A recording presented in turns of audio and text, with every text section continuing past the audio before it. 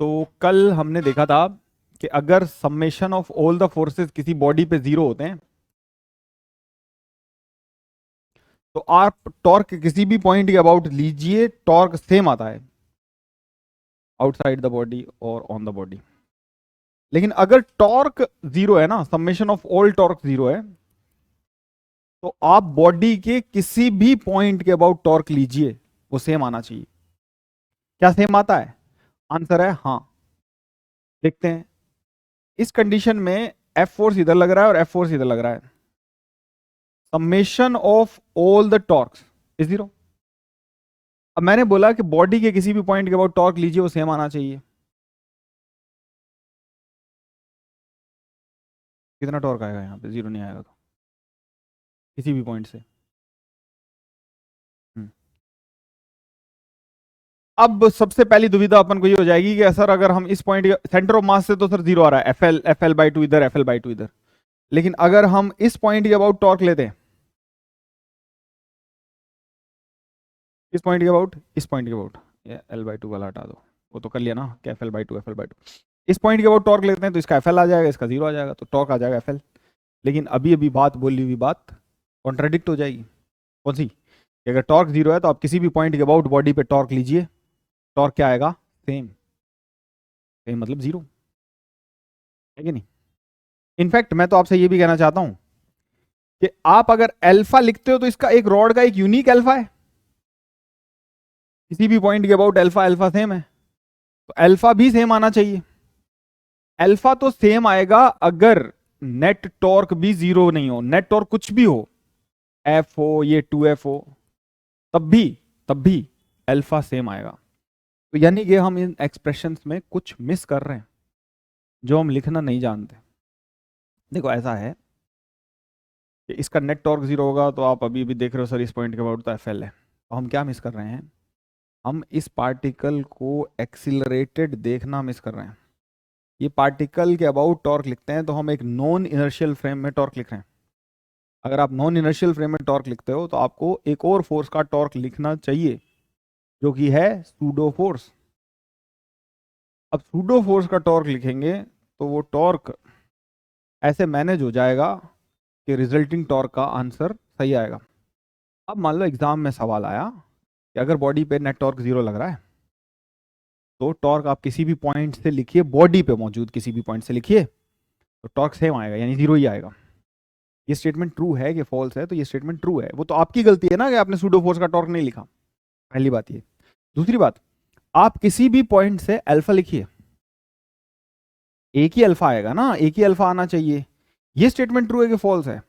तो ये स्टेटमेंट भी ट्रू है। अगर आप सूडो फोर्स का टॉर्क लिखते हैं तो एग्जामिनर आपको आगे से ये लाइन नहीं लिखेगा कि आप सूडो फोर्स का टॉर्क लिखते हैं तो अल्फा सभी पॉइंट के अबाउट बॉडी के सेम आएगा, क्योंकि अल्फा तो एक ही अल्फा है, सेम आना चाहिए। तो हम क्या मिस कर रहे हैं? सूडो फोर्स का टॉर्क नहीं लिख रहे हैं। अरे हाँ कि नहीं? तो सर इस केस में तो मतलब जब इस केस में लिख रहे थे तब ऐसा क्या हो रहा था?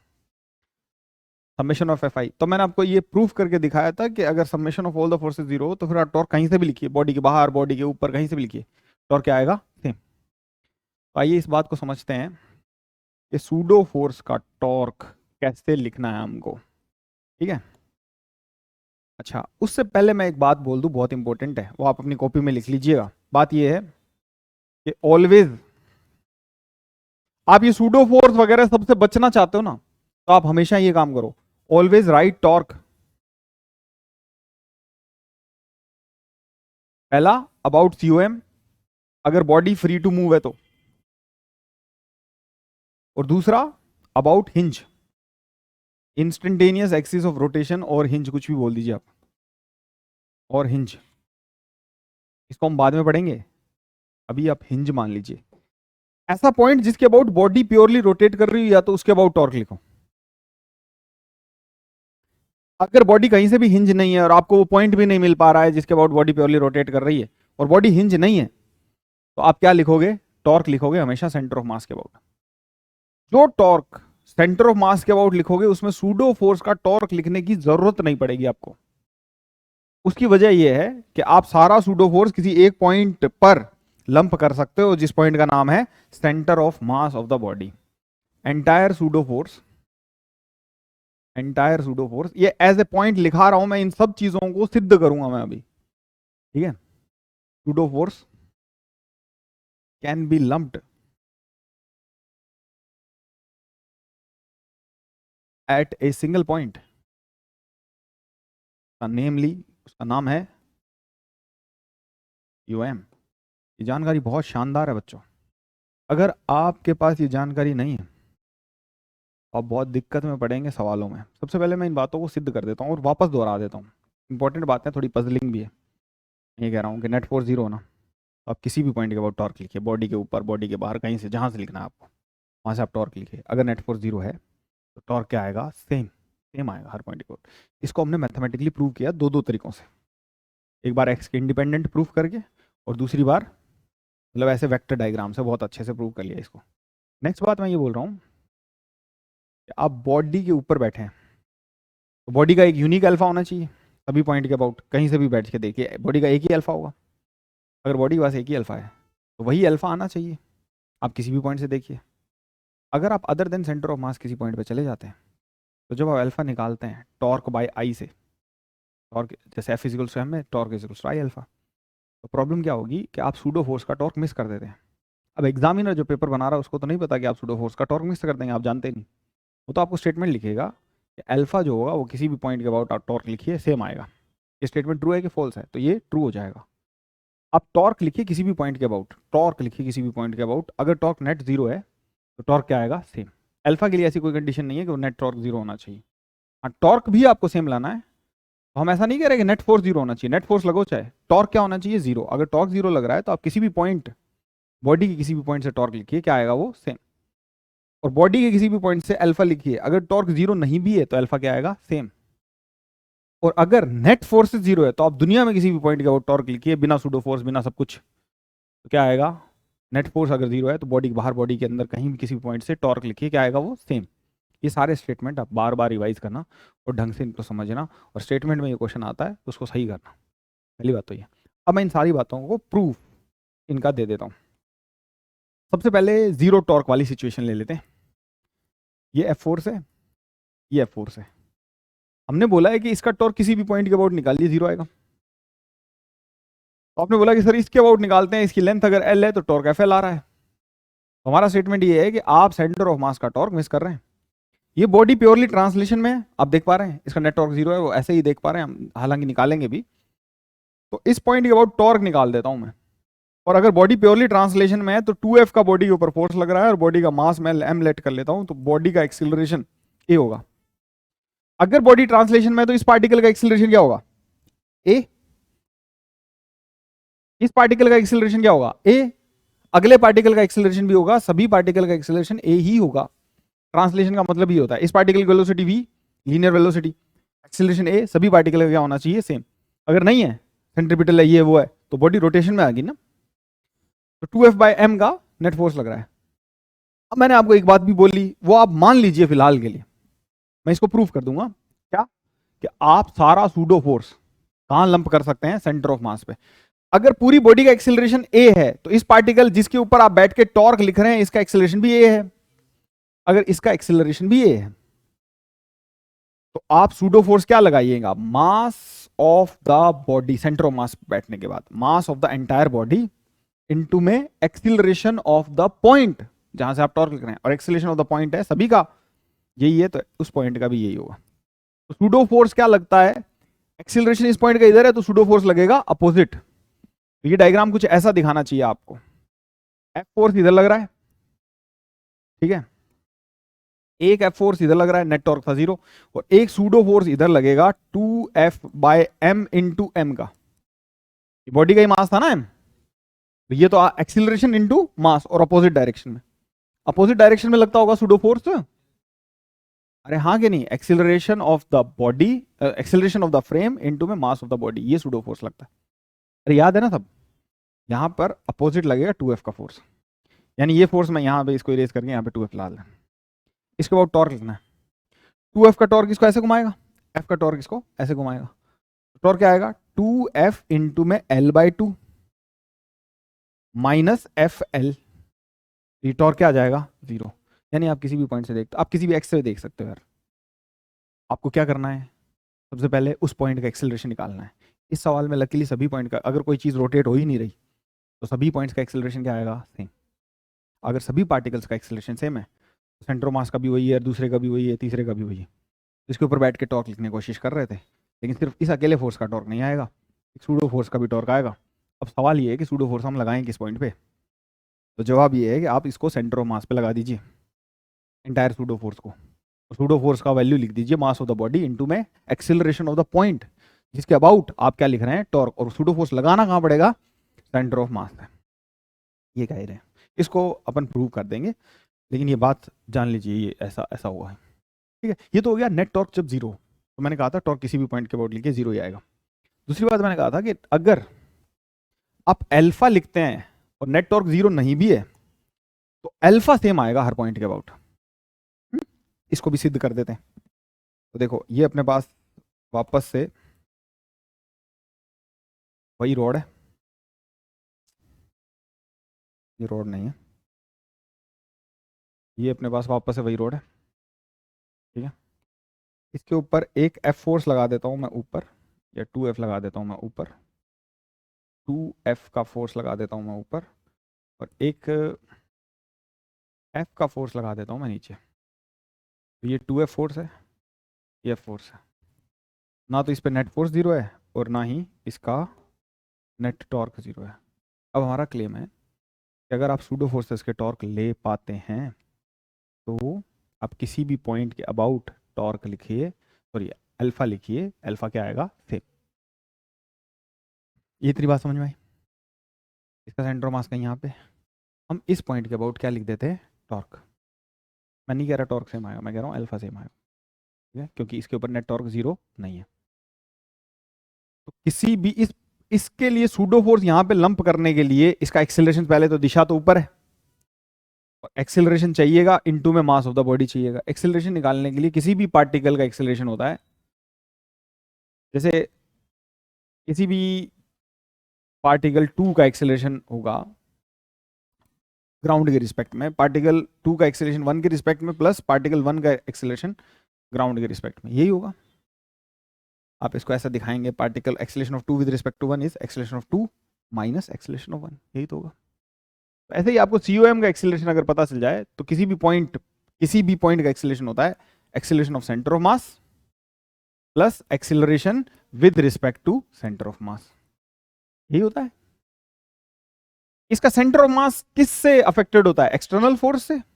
एक्सटर्नल फोर्स इस पार्टिकल सिस्टम पे कितना है, इस पूरे सिस्टम पे F, सिर्फ F है, अपॉन में M। तो acceleration of centre of mass हो जाएगा F/m plus acceleration with respect to centre of मास।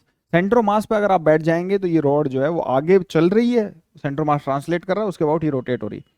तो हम इसका एक्सेलरेशन R अल्फा लिख सकते हैं कि नहीं लिख सकते हैं, बिल्कुल, L/2 अल्फा। अल्फा के लिए हम फिर सबसे लकी पॉइंट पे निकल जाते हैं, हालांकि अल्फा हमें पहले से पता है, इसका मतलब तो ये हो गया प्रॉब्लम सॉल्विंग के लिए।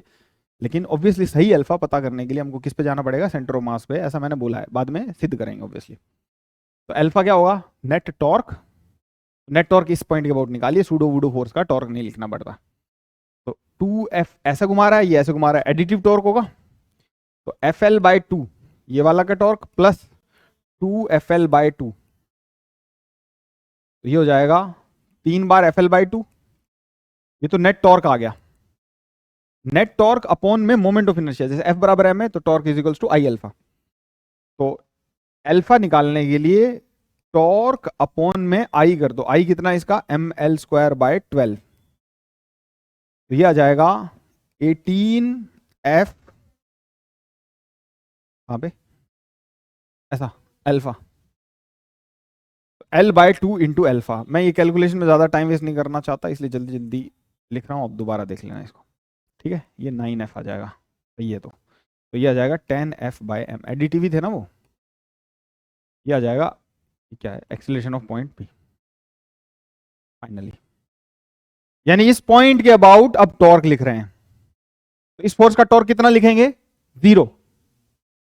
एक तो लिखेंगे इसका एक्सीलरेशन ऊपर है तो इसका टॉर्क लिखेंगे सेंटर ऑफ मास पे सारा फोर्स लंप करके, तो mass of the body into में एक्सीलरेशन ऑफ द पॉइंट, क्या है 10F/m, तो यहां पे 10F लगा दूं फोर्स एक, अरे m इंटू 10F/m, और एक F फोर्स ये। इस डायग्राम को रीड्रॉ कर लेता हूं मैं।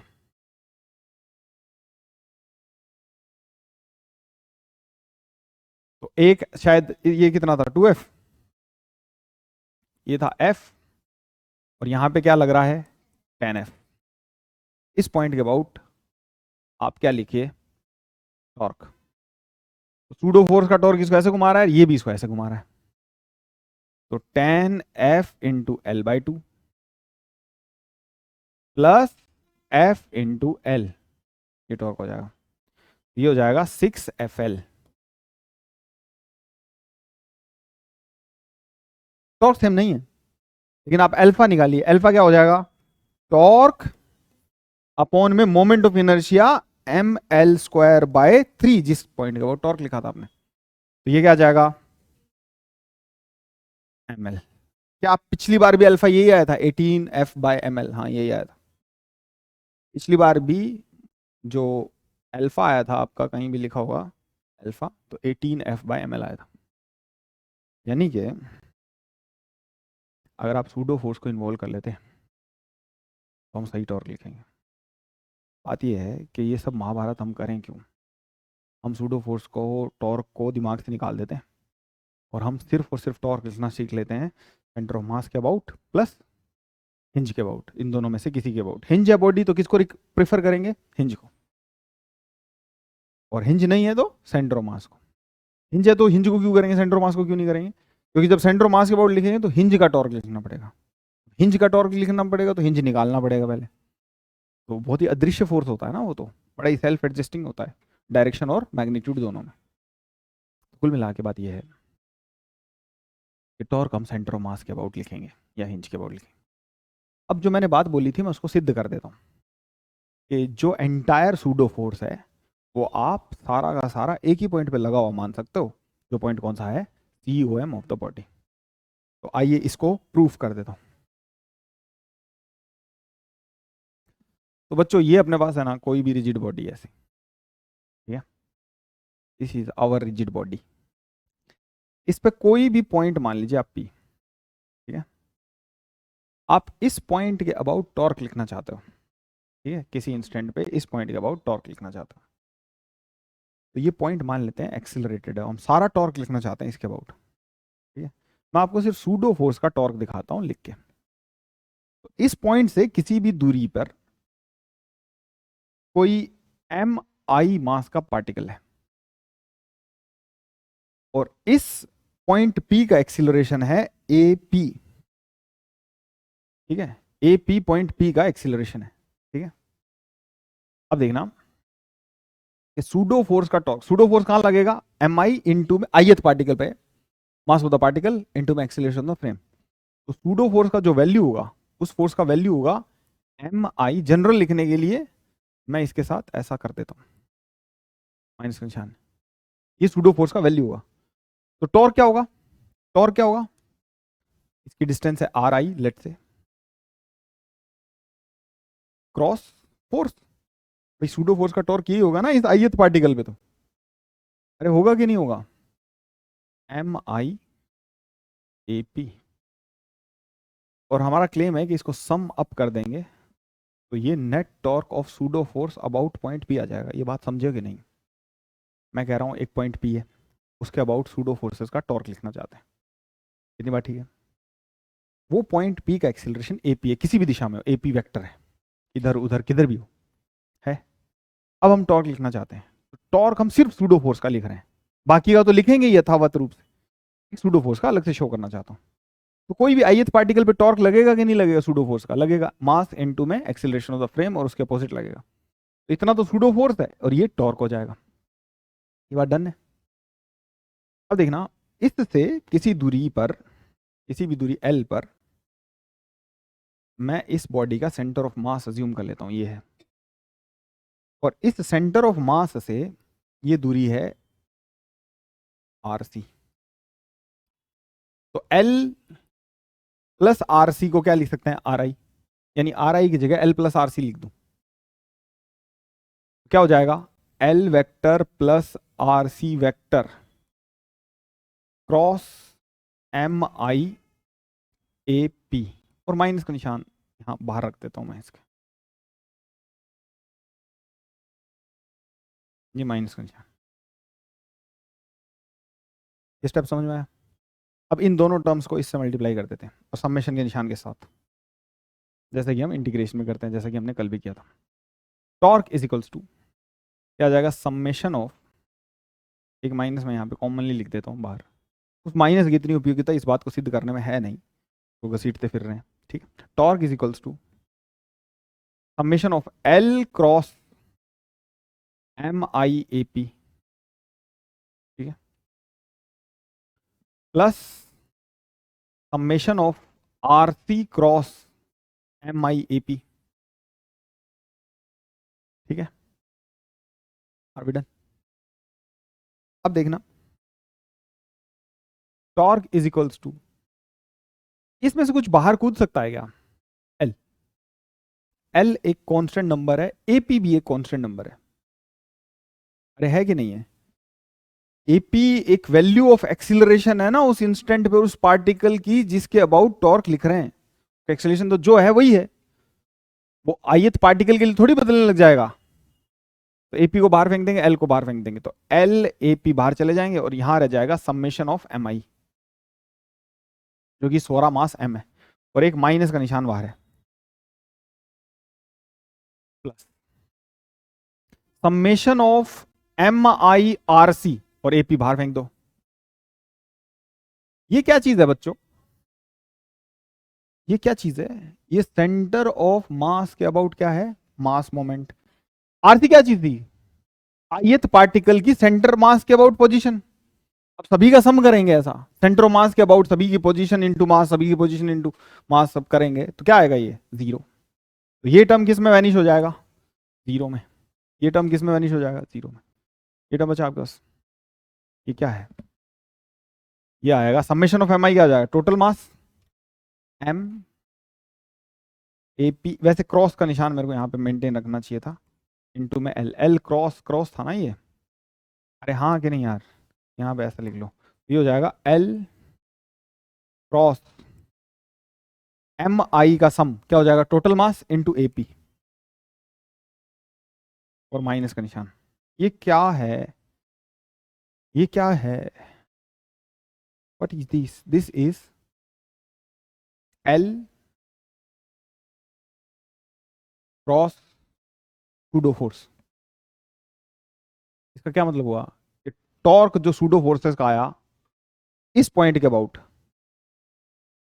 वो क्या आया कि अगर आप सारा, एक काम करो, सारा सूडो फोर्स इसी पॉइंट पे लगा दो, लगा दिया, अरे हाँ कि नहीं, सारा सारा सूडो फोर्स क्या था, सारा सूडो फोर्स कुछ था, टोटल मास इनटू में acceleration of the particle cross L, यही तो था यार, अरे यही था ना सारा सूडो फोर्स, अरे नहीं था क्या ये सारा सूडो फोर्स?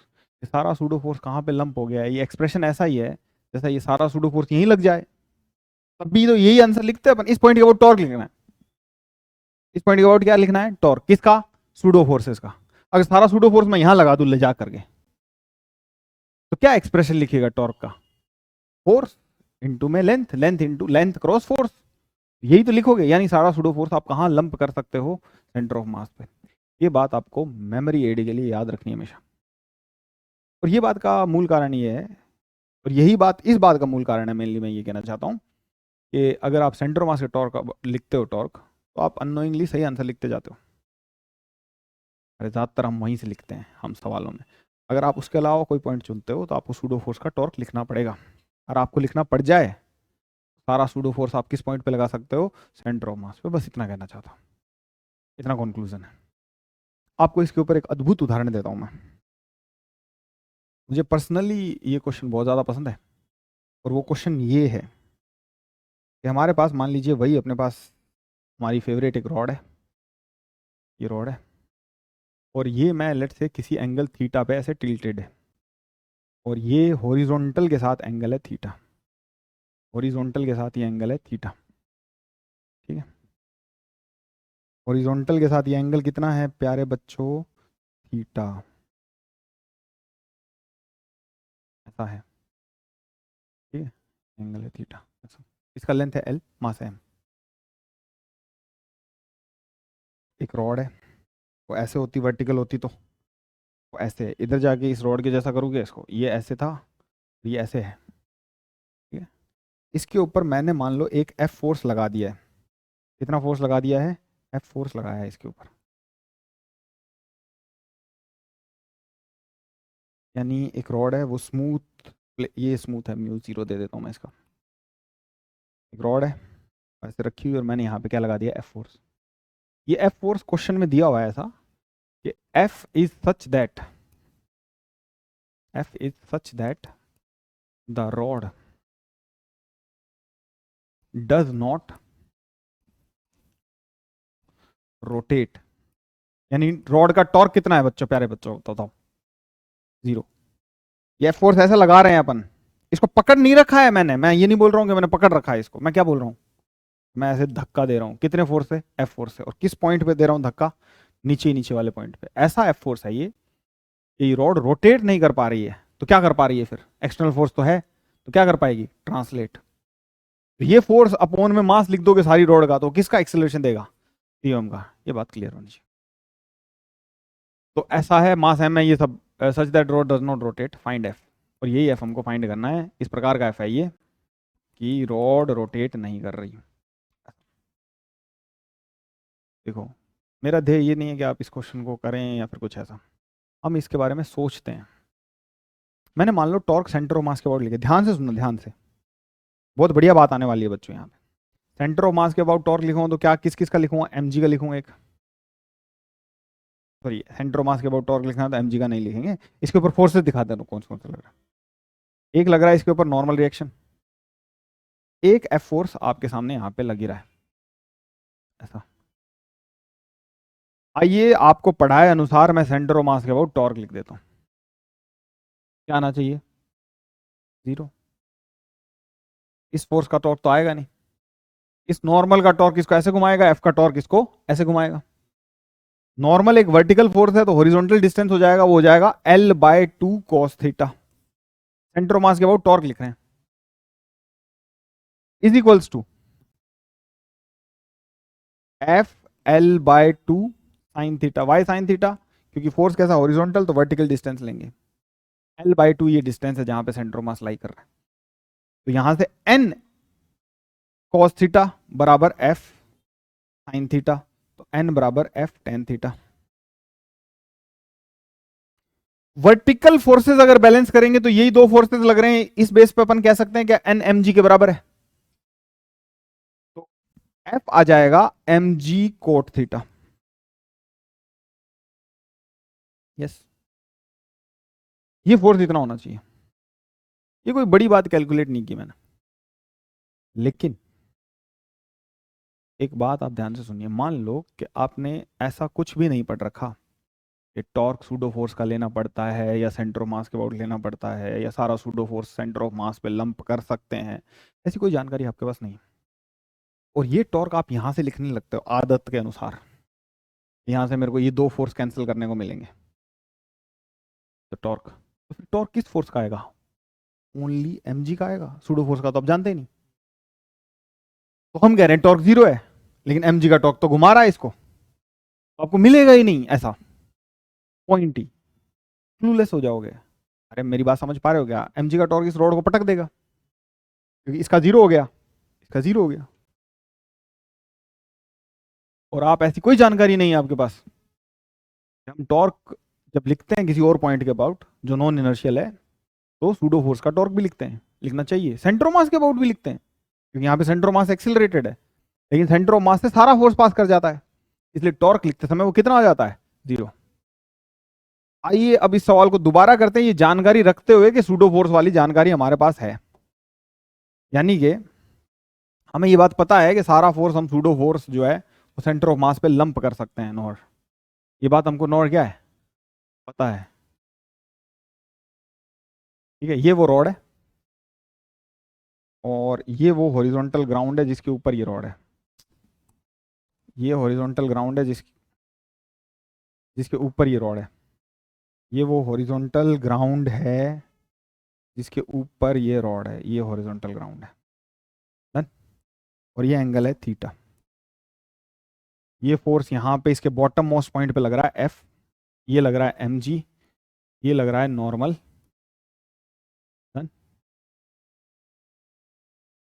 एफ किसके बराबर है? ma के। क्या सारे पार्टिकल ट्रांसलेट कर रहे हैं? हाँ, क्योंकि रोटेशन तो क्या है? जीरो। तो इस पार्टिकल का एक्सिलरेशन क्या है जिसके अबाउट टॉर्क लिख रहे हो? टॉर्क इसके अबाउट लिखना चाहते थे ना। हमें प्रॉब्लम क्या हुई?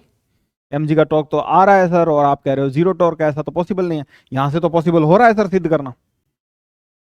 तो हमको क्या मिस कर गए हम? सूडो फोर्स का टॉर्क। तो वो लिख रहे हैं, तो सूडो फोर्स लगाएंगे। कहां लगाएंगे सूडो फोर्स? क्या सीखे आप उन एग्जांपल से? सीओएम पे। सीओएम पे सारा सूडो फोर्स ले जाके लगा दो ऐसा। कितना लगाओगे? एफ। क्यों एफ क्यों लगाओगे सूडो फोर्स? में बता देता हूं। सारे रोड ट्रांसलेट करिए तो ये भी कर रहा है। इसका एक्सेलेरेशन क्या है? ए क्या है? F by M. Centre mass का जो एक्सेलेरेशन है वही इसका है। सूडो फोर्स क्या होता है? Mass of the body into में एक्सीलरेशन ऑफ द पार्टिकल। हालांकि इसका सबका एक्सीलरेशन क्या है? ए। सूडो फोर्स कितना हो जाएगा? एफ। अब आप इसके अबाउट टॉर्क लिख दो भाई। mg का टॉर्क इसको ऐसे घुमा रहा है, एफ का टॉर्क इसको। अपन को वो दो लोग मिल गए जो कपल प्रोड्यूस कर रहे हैं। mg कैसा फोर्स है?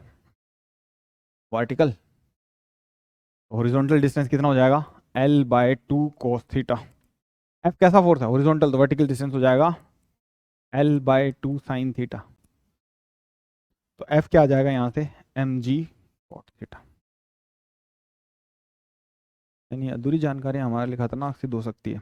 मैं ये कह रहा हूँ कि बच्चे की साइकी होती है कि ज़्यादा से ज़्यादा फोर्सेस वो कैंसिल करे, और उसको पता चल गया नेट टॉर्क जीरो है, तो वो यहाँ बैठ गया जाके, और उसको सूडो सूडो फोर्स वाला कुछ नहीं आता ऐसा। तो वो कहेगा mg का टॉर्क लग रहा है, इसको बैलेंस कौन कर रहा है? रोड तो पक्का गिरेगी।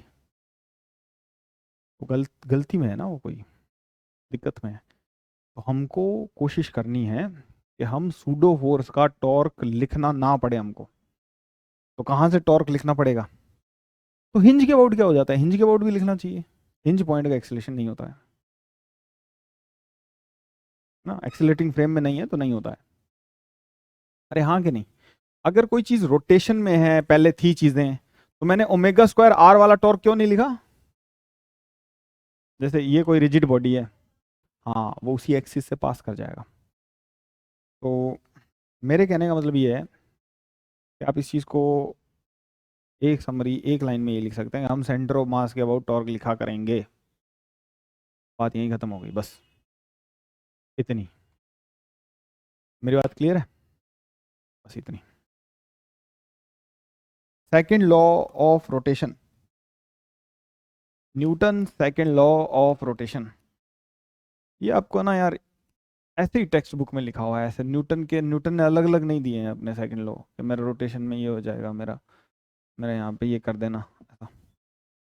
तो यहाँ पे अपन लिखते हैं torque is equals to M A के लॉजिक से मास की जगह हम लिखेंगे आई, ए की जगह एनालोगस से लिखेंगे अल्फा। ये होता है Newton second law. Alpha cause करने के लिए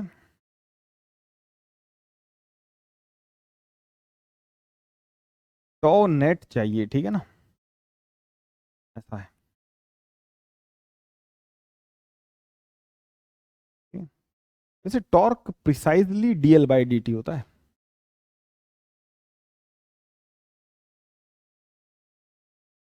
ठीक है? Rate of change of angular momentum. Angular momentum नाम से हमने कोई टर्म नहीं पढ़ा है, ये मैं इसको I alpha, F M A नहीं होता ना, जैसे एफ क्या होता है? V D M by D T plus M A होता है। इसको पढ़ेंगे। तो देखो, जिस एक्सिस के अबाउट टॉर्क लिख रहे हो, हमेशा सेंटर ऑफ मास के अबाउट लिखना। आप है ना ये रूल ऑफ हैंड ही बना लो कि आपको ना सेंटर ऑफ मास के अबाउट ही टॉर्क लिखना हमेशा, है ना? ऐसा प्रीफर कीजिए। अगर हिंज है तो हिंज के अबाउट लिख दीजिए टॉर्क। जैसे कुछ साधारण सवाल पूछ लेता हूं मैं। बच्चों, हमारे पास एक रॉड है। जब ये रॉड किसी भी एंगल थीटा तक घूम जाएगी, ऐसे हो जाएगी ये रॉड, यहाँ पे अब एल लेंथ की रॉड है, तब हमको बताना है, ये रूल लिखना सीखना है, फाइंड करना है, find alpha as a function of theta. तो टॉर्क किसके अबाउट लिखेंगे अगर ये यहां से हिंज है तो? ऑब्वियसली हिंज के अबाउट। हाँ बिल्कुल सही बताया आपने, बिल्कुल सही। इसके ऊपर कौन से फोर्सेस लग रहे हैं बच्चों?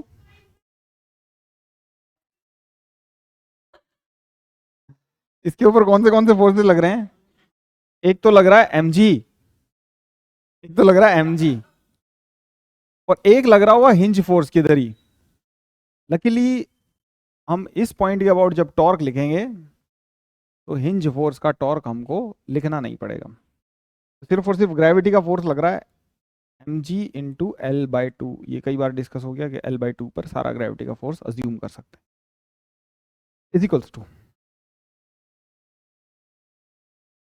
आई एल्फा। ठीक है, ये सही है क्या एक्सप्रेशन? बिल्कुल नहीं। M G into L by two जो टॉर्क है वो कब लग रहा है इसके ऊपर? टी बराबर जीरो पे, इस चित्र के हिसाब से यहाँ पे जब थीटा थीटा है तब का देख रहे हैं, ये नहीं पूछा था ना। तो ये एम जी का फोर्स लग रहा है, और ये एंगल कितना है थीटा, तो एम जी का ये वाला कंपोनेंट इसको टॉर्क दे रहा है क्या? नहीं। तो कौन सा कंपोनेंट दे रहा है? ये वाला। तो ये एंगल हॉरिजॉन्टल से थीटा है तो ये भी थीटा होगा। कहाँ से? हॉरिजॉन्टल से। ये क्या होगा? 90 माइनस थीटा, तो M G cos of 90 minus theta, M G sine theta तो कुछ नहीं कर रहा। कौन घुमा रहा है इसको? M G cos theta. ऐसे मत सोचना हमेशा एम जी साइन थीटा ही घुमाता है, रटना मत। थीटा आपको कहाँ से दिया होता है उस पर डिपेंड करती है ना चीजें। या फिर आप ऐसे देख सकते हो एम जी कैसा फोर्स है, हॉरिजॉन्टल के वर्टिकल? वर्टिकल डिस्टेंस कौन सी लेंगे? एल बाई टू ये है हॉरिजॉन्टल, तो एल बाई टू का कौन सा कंपोनेंट लेंगे? Cos theta. तो ये तो टी बराबर जीरो पे टॉर्क था यार। मैंने बोला था आपको अल्फा फाइंड करना है as a function of theta, तो आपको टॉर्क भी फाइंड करना चाहिए थीटा एंगल पे ही। तो थीटा एंगल पे टॉर्क क्या हो जाएगा? M G into L by two cosine theta is equal to I. I उस एक्सिस के अबाउट लिखेंगे जिसके अबाउट आपने टॉर्क लिखा है, M L square by three into में अल्फा। यहां से एल कट जाएगा, एम कट जाएगा, three G by two L cos theta. यह आ जाएगा alpha as a function of theta. प्यारे बच्चों,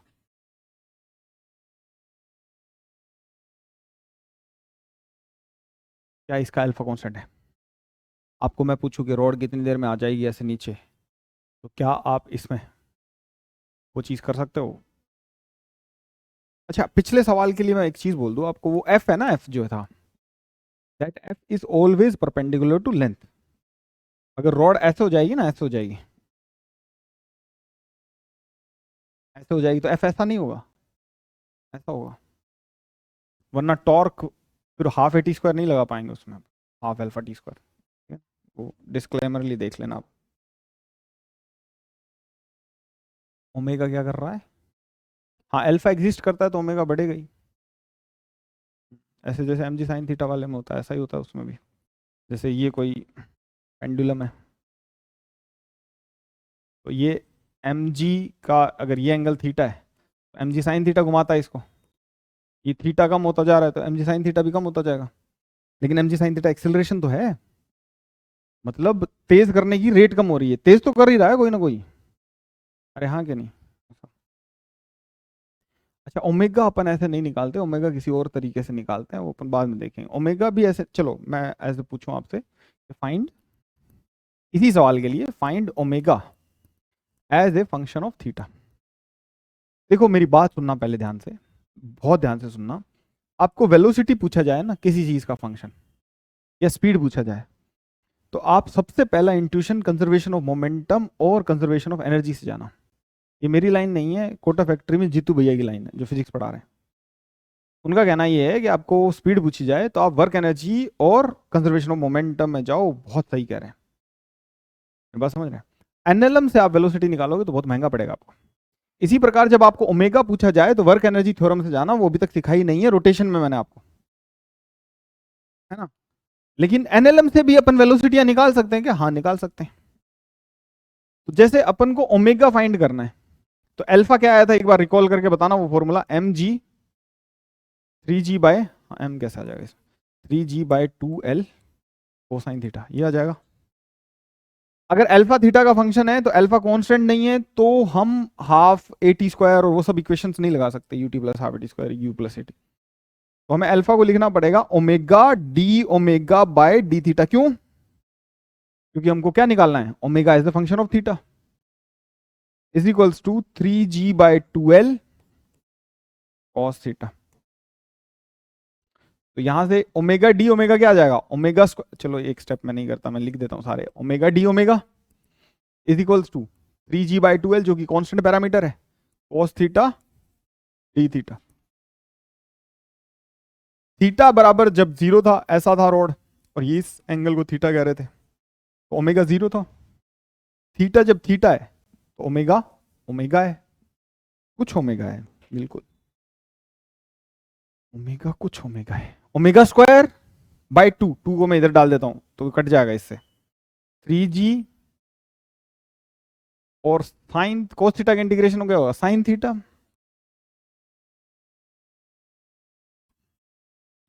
तो एल रह जाएगा, यहाँ पे टू ही कटा था ना, ओमेगा का डायमेंशन गलत आ जाएगा वरना, 3g/l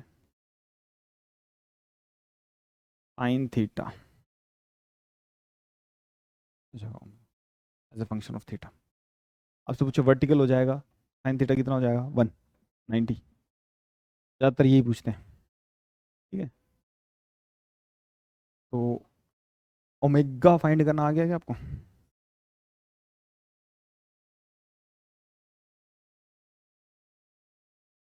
अब नेक्स्ट देखो, अब हम जो तुम्हारे काम के एप्लीकेशन है ना वो कर लेते हैं। तो देखो मेरी बात सुनो, एक सिचुएशन लेते हैं,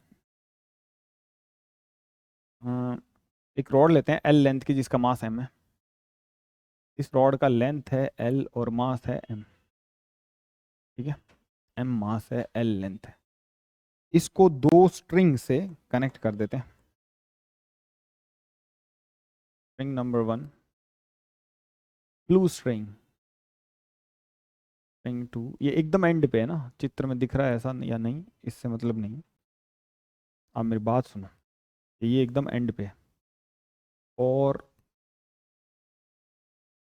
इसका मास एम लेंथ है एल वगैरह वगैरह, वर्टिकल प्लेन में है। एक स्ट्रिंग को आप काट दीजिए, इसको काट दिया जैसे, तो टेंशन है ना, एक इम्पल्सिव फोर्स होता है, तो टेंशन का वैल्यू पहले तो mg/2 था, ये हमने किया हुआ है सवाल, अगर दोनों ही कोने पे तो रहेगा नहीं, वो तो दोबारा करेंगे नहीं। अब आई अल्फा वाला सीख रहे हैं, तो हम लोग ये जानना चाहते हैं find tension in the string. चलो टेंशन छोड़ो, सबसे पहले स्टेप्स, चलो इतना ही फाइंड करो, फाइंड अल्फा। इमीडिएटली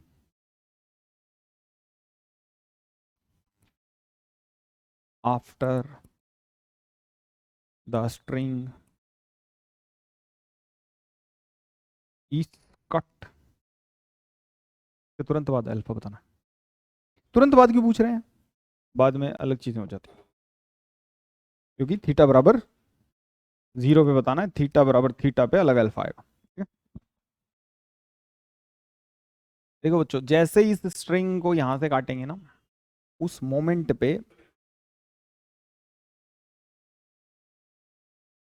हम डायग्राम बनाना चाहेंगे, इसका कैसा बनेगा, ठीक है।